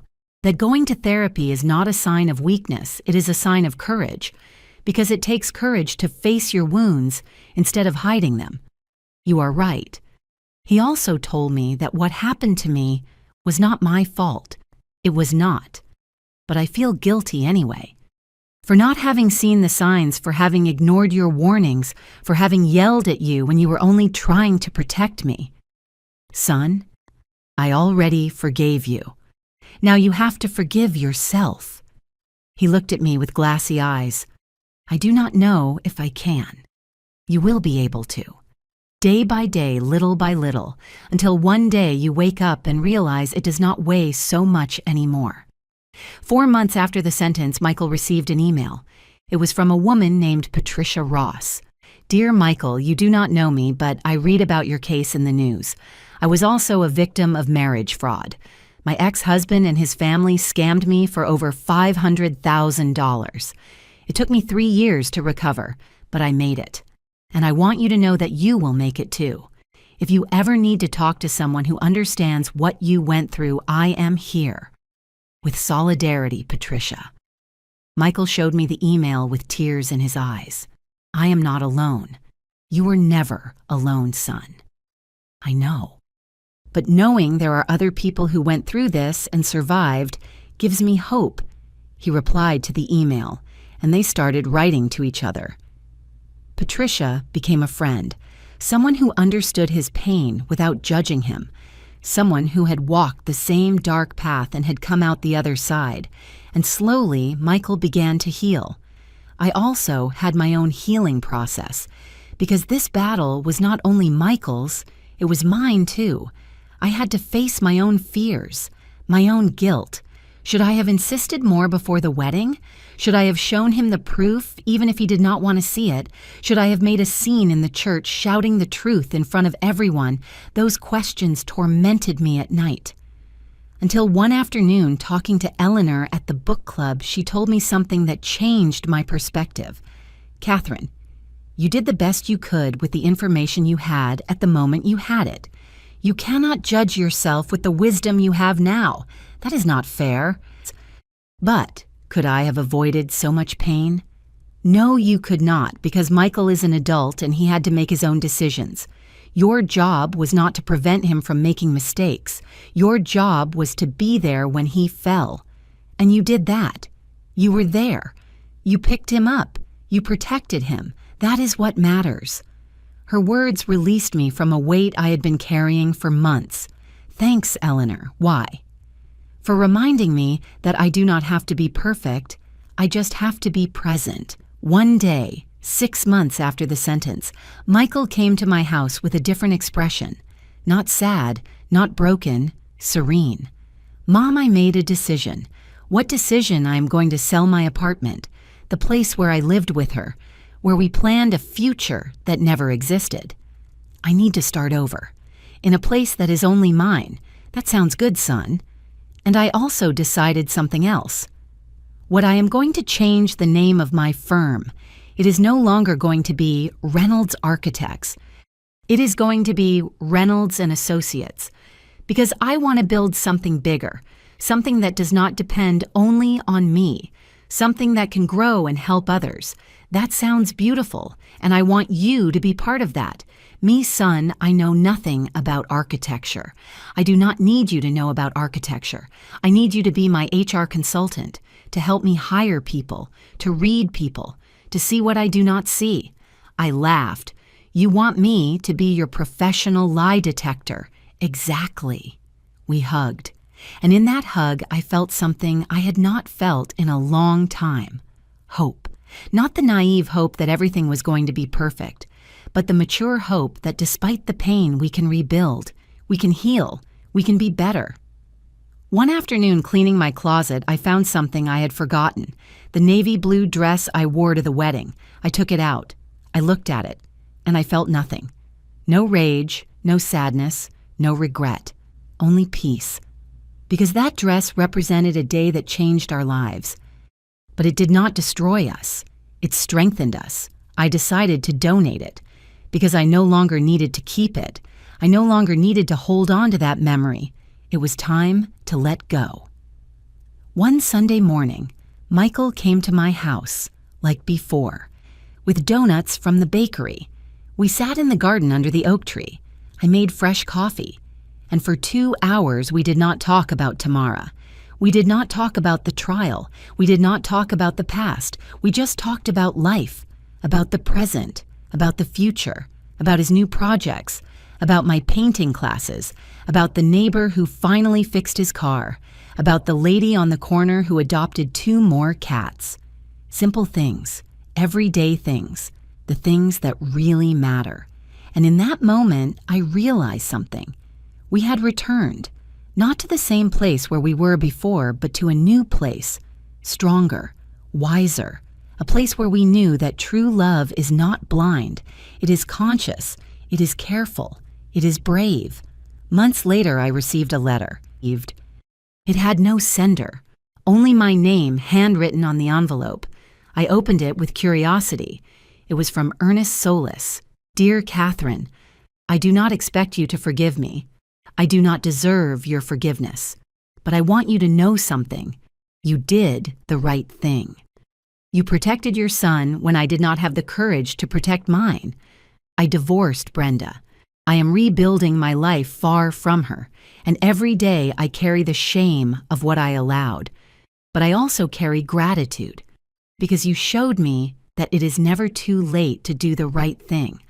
Thank you for your courage. Thank you for reminding me what it means to have dignity. With respect, Ernest. I folded the letter slowly, and for the first time I felt compassion for that man, because he was also a victim of his wife, of his own weaknesses, of a system that broke him, and he had the courage, although late, to walk away to start over to seek redemption. One night, right before sleeping, I took Robert's ring between my fingers, like I had done so many times during these difficult months. We did it love. I whispered in the dark. We protected our son. We taught him to be strong, to fight for what is right, not to give up. The ring shone under the lamplight, and for the first time since his death, I did not feel only his absence. I felt his presence, his guidance, his wisdom, his love that never left. Thank you for choosing me as the mother of your son, I said with a broken voice. I did the best I could. I hope you are proud. And in the silence of my room, I felt something I cannot explain with words. A deep peace, a quiet certainty, a soundless voice that said, I was always proud. I always will be. Life has a strange way of collecting its debts, not always in the way we expect, not always when we want, but always. 6 months after the sentence, I started hearing rumors, whispers, stories that arrived through acquaintances, friends, people who knew people. The first story came through Eleanor, Catherine. Did you hear about Brenda Solis? We were at the book club, although none had opened their book yet. Know what happened?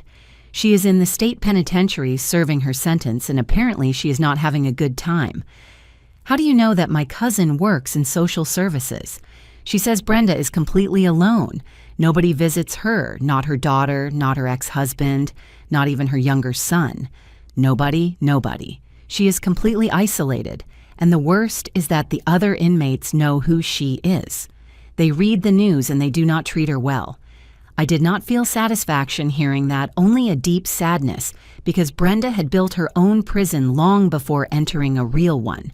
A prison of lies, of greed, of ambition, without limits, and now she was paying the price. And Tamara? I asked. Of her I do have direct news, said Eleanor, lowering her voice. My niece saw her a few weeks ago in a mall working as what? In a clothing store as a sales associate with a uniform and everything. The image impacted me. Tamara, who only bought designer clothes, who made fun of people who worked in stores, who believed she was above having a common job. Now she was exactly that common. Did your niece tell you anything else? Yes, that she looks destroyed without makeup, with badly arranged hair, much thinner, as if she were sick, and that when she recognized her, Tamara lowered her gaze and hid behind a rack. Poor woman, I said, and I meant it seriously. Poor Catherine. She tried to destroy your son. I know, but seeing her fall so low does not give me joy, only sadness. You are a better person than me. It is not goodness, Eleanor. It is understanding. Tamara was not born like that. Brenda turned her into that, trained or used her, and now she is paying for her mother's sins as much as for her own. 2 months later, I received other news this time from an unexpected source. Patricia Ross, the woman who had written to Michael months ago. She and Michael had become friends. They spoke regularly about their experiences, about healing, about rebuilding. One day, Patricia came to my house for coffee. Catherine, I have to tell you something about Tamara. What thing I saw her in my support group for fraud victims. What yes. There is a group that meets every Wednesday downtown for people who have been scammers and want to change. Tamara is there. Is she attending voluntarily? At first I thought it was for the sentence, community service or something like that. But no, she goes by her own decision. And she speaks. She tells her story. What does she say? Patricia took a sip of coffee before continuing. She says that for years she believed what she was doing was right, that she was smart, that rich men deserved to be used because they used women. Those were her exact words.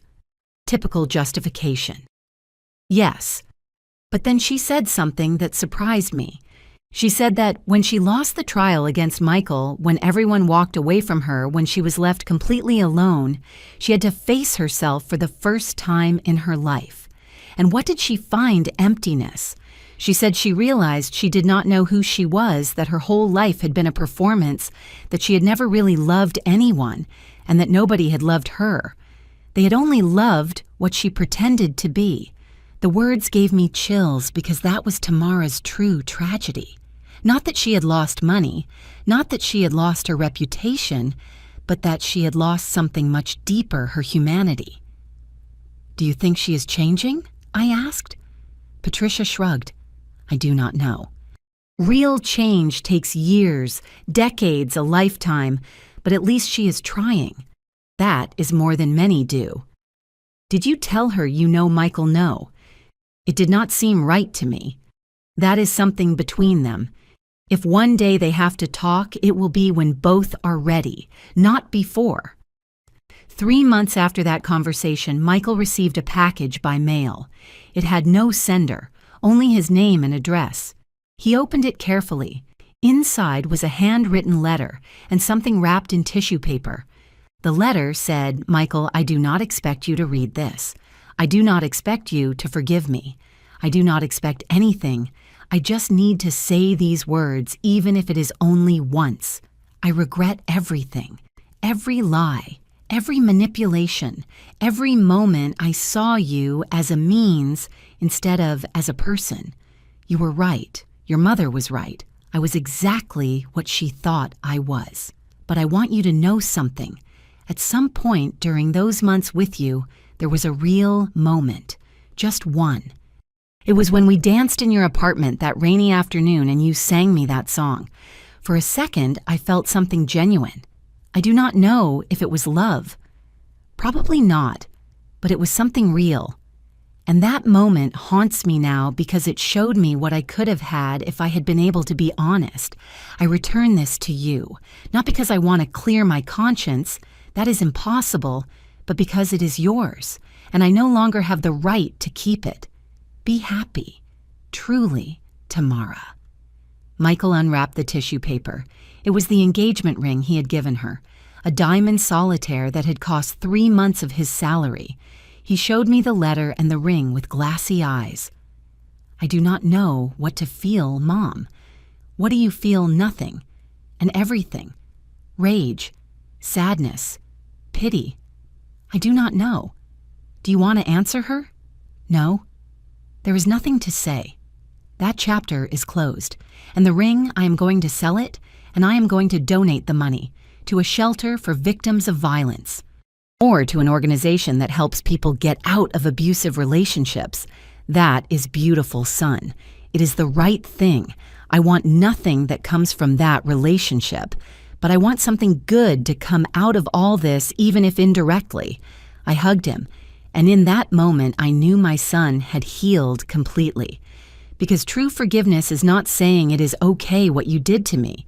It is saying what you did to me was wrong, but I am not going to carry that weight anymore. 1 year after the trial, I was at the farmer's market buying flowers when I heard a voice behind me. "Mrs. Reynolds?" I turned around. It was Ernest Solis, but not the Ernest I had known, not the broken, ashamed, defeated man. This Ernest had a straight back, clear eyes, a recovered dignity. Ernest. What a surprise. "Sorry for approaching you like this. I know maybe you do not want to talk to me, but I saw you and needed to greet you. It does not bother me. How are you?" "Good. Better than I have been in years." "I divorced Brenda, as I told you in the letter. I got a job. Nothing fancy. I am an accountant in a small company, but it is honest, it is dignified. I am glad. And I am also in therapy, trying to understand how I allowed things to get that far, how I became an accomplice to something so terrible. The fact that you are in therapy already says a lot, Ernest. How is Michael good? He is good, rebuilding his life, healing. I am glad, truly. He is a good man, better than my family deserved." And Tamara Ernest looked down. "We have not spoken in months. I tried. I called her. I wrote to her. But she does not want to know about me. She says I betrayed her by testifying against her mother. Betrayed her. You did the right thing." "I know, but for her family, loyalty is above everything. Even the truth. It is what Brenda taught her. Maybe one day she will understand. Maybe, or maybe not. Either way, I can no longer save her. I can only save myself. And that is what I am trying to do." He shook my hand. "Thank you, Mrs. Reynolds, for your courage, for showing me that one can say no, that one can choose the truth, even if it hurts. Thank you, Ernest, for having the courage to change." He left, and I stood there with my bouquet of flowers thinking about the strange paths life takes, how some people get lost and others find themselves. 2 years after the trial, Eleanor told me the latest news about Brenda. She got out of prison. She served her full sentence. With good behavior, they would have reduced her time, but apparently she had many problems inside. And where is she now? In a state nursing home. My cousin, who works in social services, saw her. She says she is unrecognizable, hair completely white, gray skin, hunched over. She looks 80, although she is 62, and her family, nobody. Ernest already rebuilt his life. Tamara abandoned her completely. Her younger son moved out of state and changed his last name. She is completely alone. It is sad. Sad, Catherine, that woman tried to destroy your son. I know, but thinking about someone dying alone in a government nursing home, abandoned by everyone, is sad, no matter what she has done. That is one of the worst ways to end a life. Eleanor looked at me with admiration. You have a bigger heart than mine. It is not my heart, Eleanor. It is the lesson life taught me, that karma is not revenge, it is consequence. Brenda is not paying because I want her to pay. She is paying because life collects. It always collects. One night, 3 years after everything, Michael came to dinner. He brought someone, a woman named Andrea, an architect like him, 32 years old, genuine smile, honest look. He had met her at a professional conference. They had talked for hours about design, about life, about values.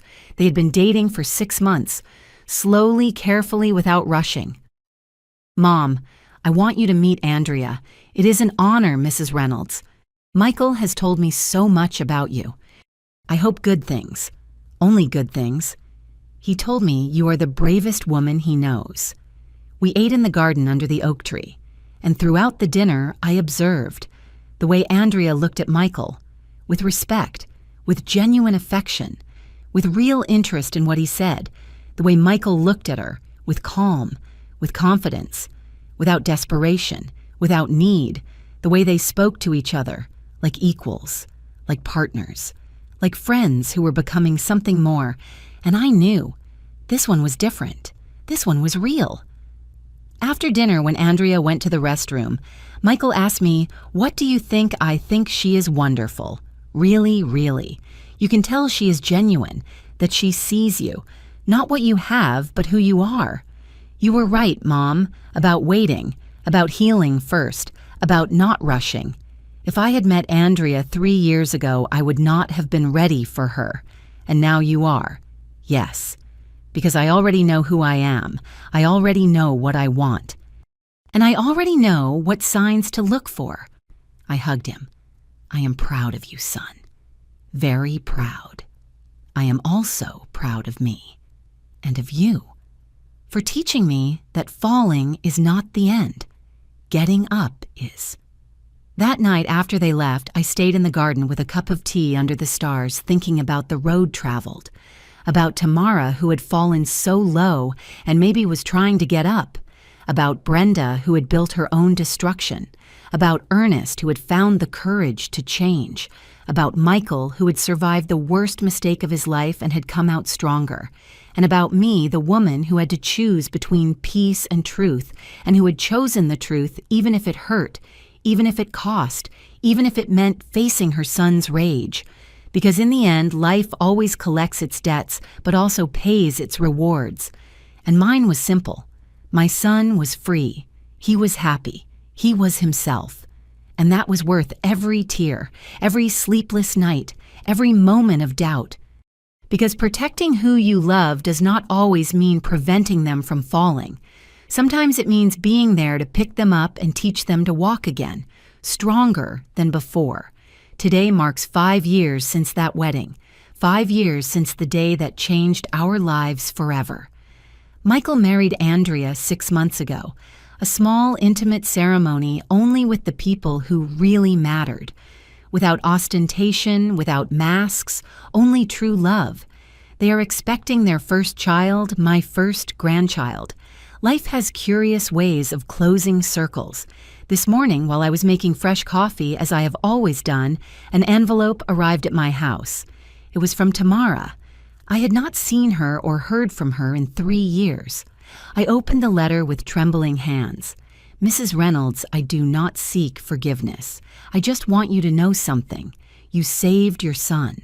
And by saving him in some strange way, you also saved me, because losing everything forced me to look in the mirror for the first time. I have been in therapy for 2 years. I work honestly. I am paying my debts. I am not the same person. I never will be. But I am trying to be someone I do not have to be ashamed of. Thank you for your courage. Thank you for teaching me that the truth, although it hurts, is always better than the lie. Be well, Tamara."